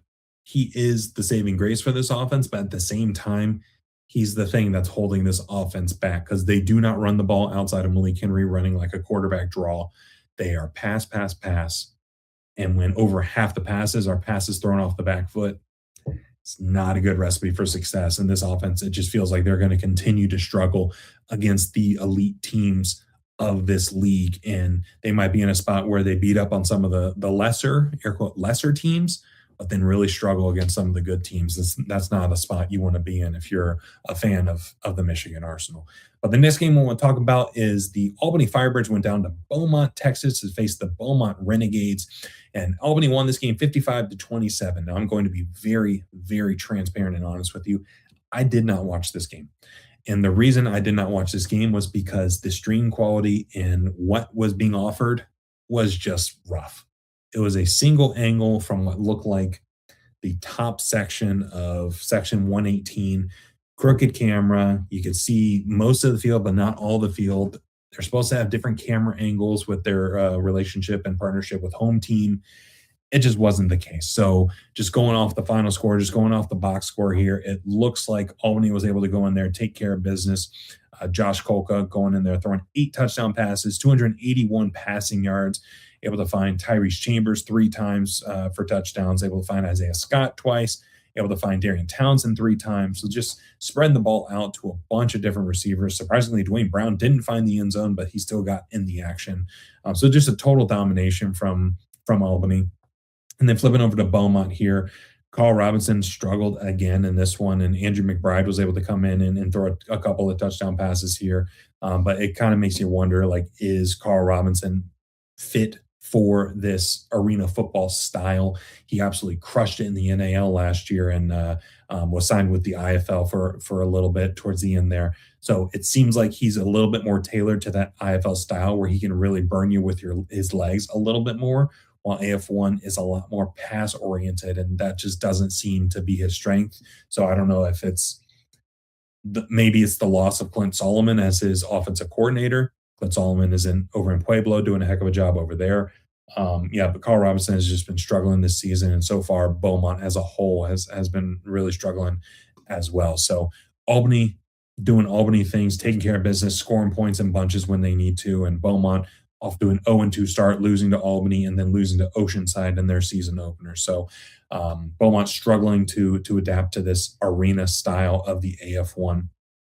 And Albany is obviously not having any problems with it, whether it's home or away. They are the class of the league and have not lost an AF1 game since the league started last year. So we'll have to see how long that streak continues. But the last game of the week that I wanted to touch on was the Oceanside Bombers went to Kentucky to face the Kentucky Barrels, and Kentucky won this game 80-42. So another very high scoring game where Shea Spencer stepped in at quarterback for the Kentucky Barrels after Dalton Oliver was not playing due to what was described as a family emergency. Not sure entirely what that means, but Shea Spencer stepped in and he didn't miss a beat. He looked incredible in this game, and part of the reason he looked incredible was the offensive line for Kentucky. They were able to provide him with a halo of coverage almost the entire game. We're talking to the tune of 7 touchdown passes, 281 passing yards, only had 4 incompletions on 19 attempts, slinging it all over the yard. He threw a 45-yard bomb to Darius Prince at one point. DP had a great game, 6 catches, 124 yards, 4 touchdowns. Desmond Epps got in the end zone. Shiloh Flanagan, one of the best names in indoor football, got in the end zone. Jalen Marshall got in the end zone. So they were able to spread it around. Jalen Marshall really shined in that opening game against the Arsenal. And then DP did DP things in this one and really shined against Oceanside. So they were able to do things through the air, but they were also able to run the ball pretty well in this one as well. Shea Spencer had a couple rushing touchdowns, so 9 total touchdowns on the day. And this defensive line was just so disruptive and really getting through the Oceanside O-line. And if Rudy Johnson wasn't as mobile as he was for Oceanside, they probably would have had 7 or 8 sacks in this one. But Rudy Johnson was just so agile and able to get out of harm's way fairly often in this one. But Kentucky is looking like they're in that same league, same tier of Albany, Kentucky, Nashville. Like those 3 teams are at the very top in a class of their own at this time. And we'll see how those collisions amongst each other go the rest of the way. But for Oceanside, speaking on Rudy Johnson, he had a pretty good day passing in this one. 212 passing yards, 4 passing touchdowns, 19 for 36. Rushing the ball, he was able to get loose and make some really impactful plays on the ground. 6 carries for 53 yards and 2 touchdowns. Had a couple of turnovers that really didn't help Oceanside, but Oceanside was just outmatched in this one. Defensively, they had a hard time keeping up with the weapons that Kentucky has. Offensively, they were having a really hard time protecting against that pass rush, and Rudy Johnson was just running for his life for the majority of the day. But Jalen Tucker, 8 catches, 84 yards, and 3 touchdowns. Tajay Brooks, 9 catches for 100 yards on the day. So this Oceanside team has been pretty surprising in my opinion, and they've been pretty nice with it on offense. They beat a what we thought was a pretty good Beaumont team in their opening in their season opener, and then they just ran into a buzzsaw um, that is the Kentucky Barrels in this one. And defensively, they're going to have a hard time against your Albany, against your Nashville, against your Kentucky. But in those games against your Beaumonts, your Oregons, your Washingtons, this can be a competitive team, and it would not surprise me to see them sneak into the playoffs. So we'll see how the season, their inaugural season, progresses from here. But yeah, this Oceanside team, they're putting up a more of a fight than I think people may have anticipated. But this Kentucky Barrels team, especially when you go pound for pound, bar for bar on this defense, they might be the best defense in the entire AF1. So considering Oceanside was able to score as much as they did, hats off to Oceanside for doing what they did in this one, and I think they can continue to surprise some teams or surprise some people down the road as the season progresses. And then normally I dive into some NAL action, but I'm going to be very truthful with you. Did not have a chance to catch up on the NAL with some of the travel that I had in vacationing out in California after going to the San Diego game this past weekend. So not going to lie to you guys and say like, oh yeah, this happened with this team and this happened with, there are plenty of shows that handle that and that cover that. So gonna skip it for this week because I don't want to be untruthful to the audience here. So we'll pick back up on it next week after this upcoming weekend of NAL action. But that's the show. Thank you so much for taking the time to check out the show. Thank you again to Cody for taking the time to join and talk ball and talk about his journey through this wonderful, weird world of indoor football. We dove into IFL, dove into AF1 from this past weekend, and then we got another full weekend of football ahead of us. So if you want to take a look at this coordinates, give you a little hint as to where we'll be this upcoming weekend. Going to be a very fun time there. So yeah, make sure you follow us on socials at Off the Wall FB, F as in foot, B as in ball, Off the Wall FB. Wherever you are, we are. We're there. Instagram, X/Twitter, TikTok, Facebook. Follow along all the adventures that we'll be posting this weekend there, and as well as all the games that will be being played throughout the weekend. And always love chopping it up with folks and seeing what people have to say and engaging with folks on there. YouTube, please make sure you're liking, commenting, subscribing. What were your takeaways from the IFL? That's the call to action this week. Throw that in the comments and let me know. Offthewallfb.com. We got the blog going with all the picks and everything. I'm chasing Cody. I'm 19-9. He's 23-5. I'm chasing him. I'm not sure if I'll catch him, but Lord knows we'll try. We will try our darndest to get there.